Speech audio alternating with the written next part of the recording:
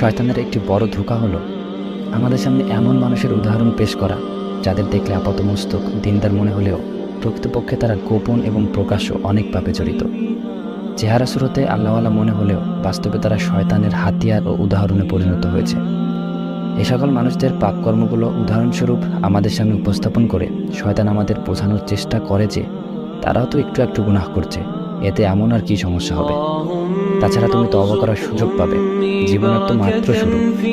আপাতত জীবনটাকে এনজয় করো, পরে কোনো একদিন তওবা করে সবকিছু ছেড়ে দিও। সুতরাং এত সংকোচ না করে ঢুকে পড়ো পর্ন সাইডে। মেয়েটার দিকে একবার দেখো, আল্লাহ তাকে কত কামনাময় করে বানিয়েছেন। মাত্রই তো আজান দিল, এত তাড়াহুড়ো কিসের? নামাজের সময় তাড়াহুড়ো করতে নেই, জানো না?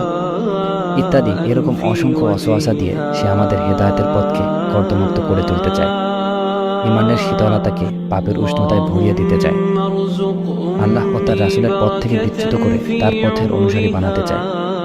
তাই তো আল্লাহ রাসূল সাল্লাল্লাহু আলাইহি ওয়াসাল্লাম শয়তানের সকল অসওয়াসা অনুভব করলে বেশি বেশি লা হাওলা ওয়ালা কুওয়াতা ইল্লা বিল্লাহ পড়তে বলেছেন, বেশি বেশি ইস্তেগফার করতে বলেছেন এবং সর্বাবস্থায় আল্লাহর কথা স্মরণ করতে বলেছেন।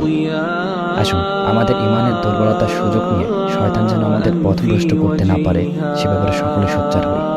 শয়তানের সকল অসওয়াসায় প্রভাবিত না হয়ে আল্লাহ ও তার রাসূলের রশিকে শক্তভাবে আঁকড়ে ধরি। আল্লাহ আমাদের সহায় হন।